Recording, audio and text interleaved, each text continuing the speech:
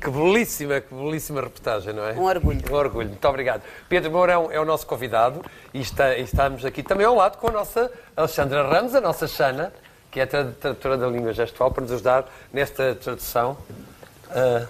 E vamos hoje fazer aqui uma entrevista. Obrigada por estar aqui hoje.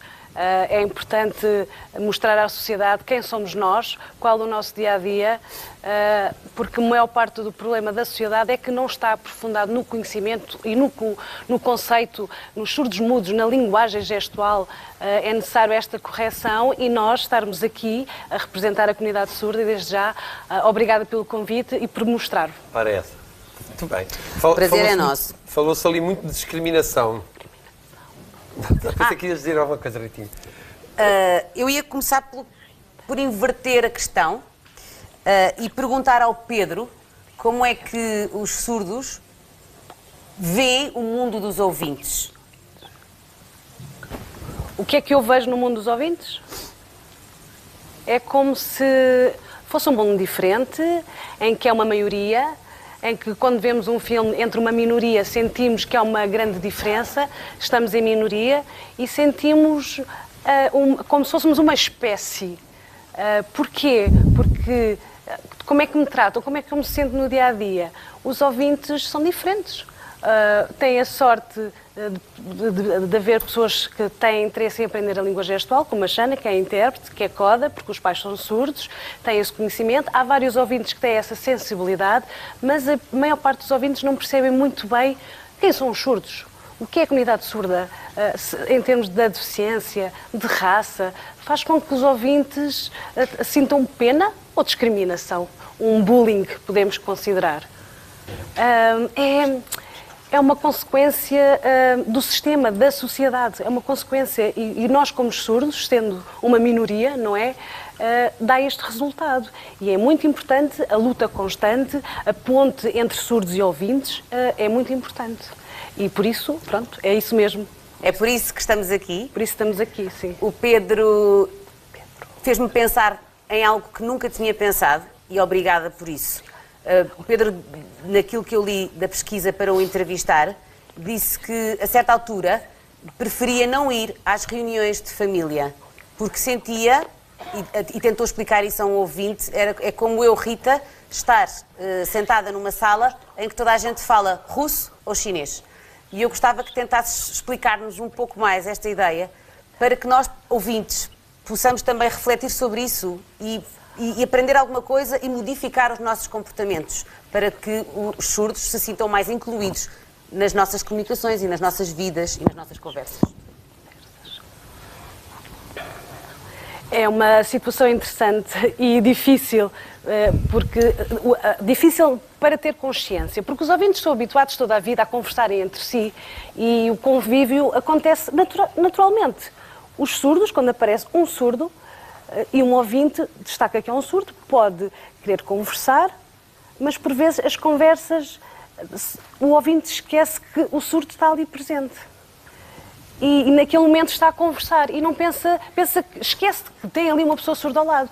Não vamos acusar os ouvintes, não têm culpa, não estão habituados, todo o seu percurso, toda a sua vida, são pessoas ouvintes à sua volta. E quando está um surdo presente, é um obstáculo. Inicialmente, os surdos tentam chamar a atenção, mas depois começam a ficar cansados, porque é sempre a mesma coisa e cansa. A minha situação, quando eu comparei com a língua da russa ou chinesa, é parecido porquê? Porque há uma diferença. Se queremos aprender russo ou se queremos aprender chinês, com o tempo podemos acompanhar e aprender. E os surdos? Como é que os surdos vão aprender? Através do que ouvem? Não. É uma situação impossível porque não ouvem. Claro. Tem que ter intérprete ou então a maior parte das pessoas tem que ter a sensibilidade ouvinte e respeitar a pessoa surda. Mas isso também é um bocadinho estranho, porque eu serei o centro das atenções, não é bem um convívio, não é? É uma situação que faz parte da diferença entre surdos e ouvintes. Mas a melhor situação do ouvinte para sentir o que é ser surdo é estar rodeado de surdos e estar um ouvinte sozinho. E sentir, através dos movimentos, dos gestos, ele próprio sentir e tentar perceber o que sente o surdo na situação inversa. Uma das entrevistadas falou que tem uma filha e que não sabe se é surda, se é ouvinte. E uma das questões dela é que iria sentir muito alívio se ela não fosse surda, se ela fosse ouvinte. Preferi que ela fosse ouvinte e não surda, porque era uma questão de alívio. Porquê? Porque sentimos mesmo que houve ali um desabafo de cansaço. Que é um mundo difícil, que é difícil. Exatamente, porque a Raquel, quando disse toda a vida... É A Raquel sentiu muitos obstáculos, como todas as pessoas surdas, tem um amor à filha e não quer que ela passe pelos mesmos obstáculos que a mãe, quer dar uma vida ótima, que esteja bem numa sociedade maioritariamente ouvinte. Claro que os pais querem os melhores para os filhos.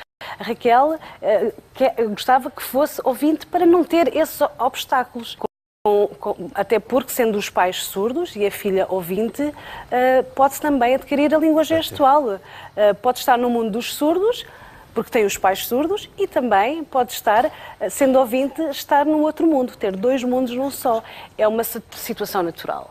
Agora, se o filho é surdo... sendo dos pais surdos, é uma sorte, porque há relação, há comunicação e sabe como perceber e sabe qual é o melhor caminho e sabe que é necessário o intérprete e qual é o melhor sítio para estudar. Mas os obstáculos vão sempre existir. Até porque eu, que nasci surdo, mas eu também preferia ser ouvinte, também preferia ter um filho ouvinte, aliás, por causa destes obstáculos. Mas então, como é que podemos resolver este problema, que é não criar, que já está criado, um mundo de ouvintes e um mundo de surdos? Numa situação ideal, eu quero que estes obstáculos desapareçam.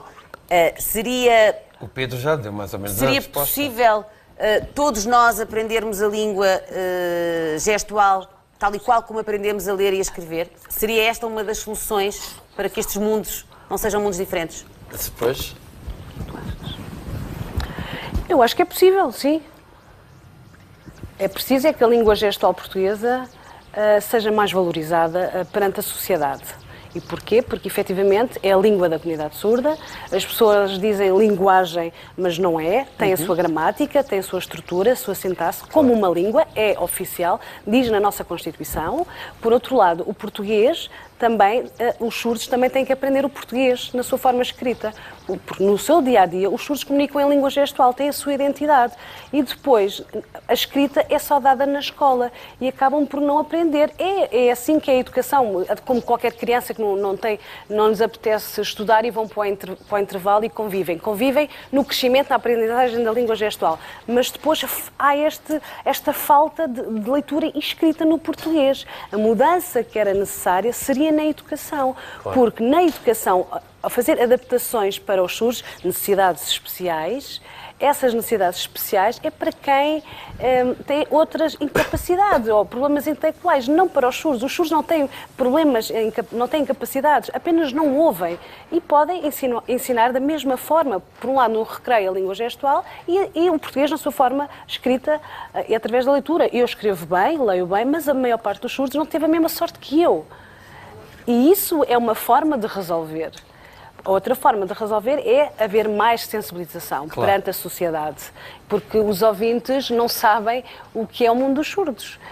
Imaginam que, se calhar, ou o que faz mais sentido é ser assim ou não. Tem que se aprofundar o que é, por exemplo, outras áreas da deficiência, em relação aos cegos, pessoas que têm deficiências motoras. Eu não sei como é que... Eu não sei o que é estar na pele deles, não sei.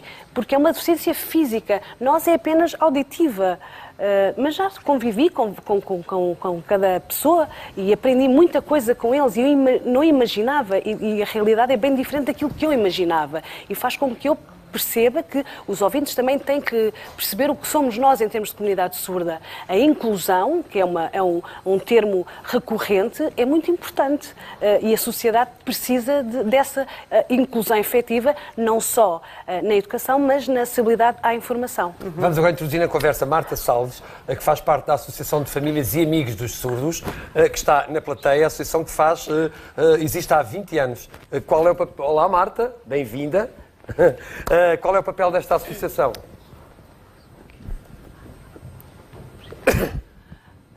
A AFAS tem como objetivo ajudar as famílias e também amigos dos surdos.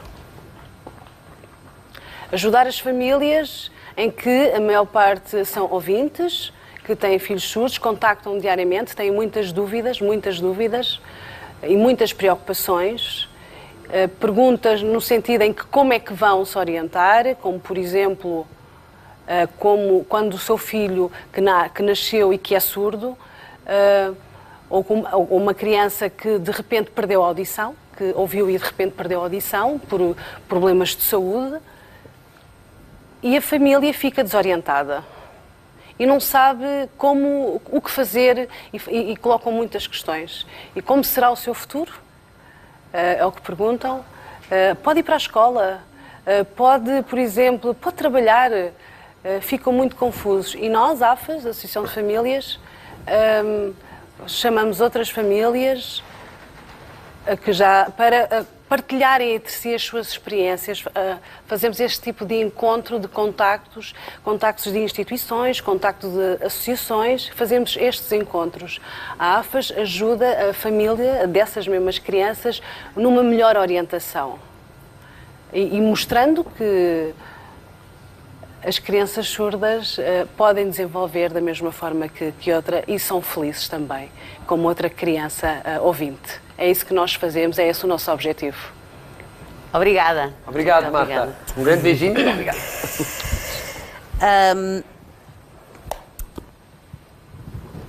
Nós estamos na televisão. A Xana e outras nossas companheiras e colegas de televisão, A Sónia, por exemplo, a Sónia está também, sempre connosco, fazem este trabalho diário, que para vocês tem uma importância muito grande. Mas esta linguagem, esta língua, mas esta forma da SIC, por exemplo, viver o mundo dos surdos com toda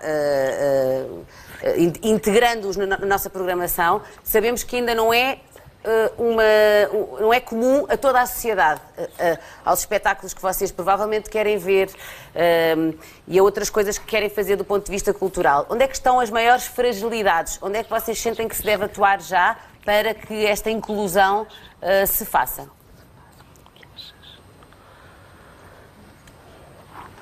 Boa pergunta. A língua, a LGP, a língua gestual portuguesa, diz que faz com que a língua gestual seja acessível em todas as áreas. Não só na SIC, mas também no teatro, no cinema, em outras atividades.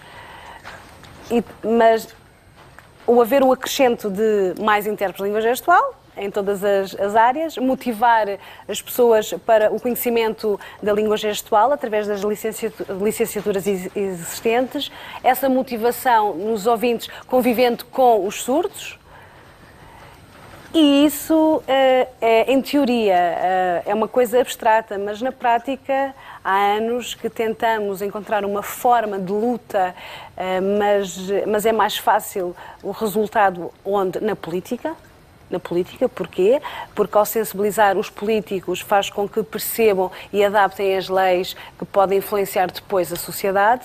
E agora parece que a Comissão de Defesa de Reconhecimento da Língua Gestual está a elaborar para professores e intérpretes de língua gestual este ano uma lei, é uma luta, continuamos nesta luta. As leis são o núcleo da sociedade, não é? E por isso eu acho que é mais por aí termos esta lei para depois então pensarmos outras formas, outros caminhos para abrir essas oportunidades. Se calhar fora das leis, a sensibilização, mais sensibilização. Por exemplo, o programa da SIC, estarmos aqui, as pessoas estarem-nos a ver, vai ficar na memória daqui a 1 ou 2 meses ou 6 meses, possivelmente vão esquecer um pouco, por isso é preciso continuar. Não só na SIC, mas em todas as televisões, em todos os espaços, em vários centros, haver cada vez mais intérpretes de língua gestual, sim, é uma luta diária. Qualquer pessoa pode aprender a língua gestual? Pode. Por exemplo, qualquer pessoa pode aprender uma língua, não é? Oral. Agora, são raros os casos que têm pessoas que têm problemas na voz, não é? Mas Na língua gestual, nós estamos habituados toda a vida a dominar com as mãos e a trabalhar com as mãos. Os ouvintes podem aprender, têm que aprender. Não é aprender um curso e achar que já está conhecedor. Não, tem que estar muitos anos no curso. Por exemplo, na licenciatura de 3 anos de intérprete de língua gestual portuguesa, é suficiente para aprender, mas para ser proficiente na língua gestual, primeiro tem que conviver com a comunidade surda, em que os intérpretes conseguem mais ou menos 5 a 10 anos a ter esse conhecimento, a adquirir esses conhecimentos, e se os pais são surdos, ou têm um irmão surdo, ou um familiar surdo, esse intérprete mais facilmente adquire o conhecimento da língua gestual, porque é uma coisa que vem desde a infância.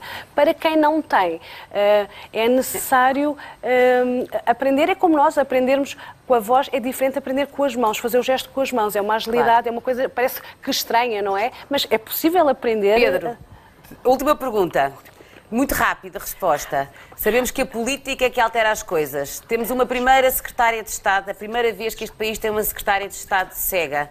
Era importante ter um deputado, ou um ministro, ou uma ministra, ou uma secretária de Estado surdo ou surda? É possível, acho que é possível. Há muitas pessoas dentro da comunidade surda que têm essas capacidades para exercer essa função e fazer esse papel. Esta secretária de Estado, que é cega, significa que sim, que é possível, é uma pessoa que consegue fazer e que mostra as áreas da deficiência, mas também, entre outras, todas as áreas da deficiência, todas as pessoas têm essa capacidade para fazer política. Pedro Mourão, queremos agradecer muito, obrigado a todos. Só um bocadinho, só uma coisa, João. Sim. Nós, o nosso grupo, temos 2 nomes gestuais que queremos vos batizar, aos 2. João, vais ficar assim, João, por causa dos cabelos brancos. Ah, sim. E eu? E Rita, por causa do sorriso. Do sorriso, que é o mais notório. Assim? A partir de hoje, João e Rita. Adoro. Quando traduzires no programa João e Rita, já sabes, João e Rita. Sim. Muito obrigado. Olha, Obrigada. então, beijos. E abraços. Obrigado. E do João. Obrigado. Pedro Mourão, Marta e a todos. Obrigado. Adeus.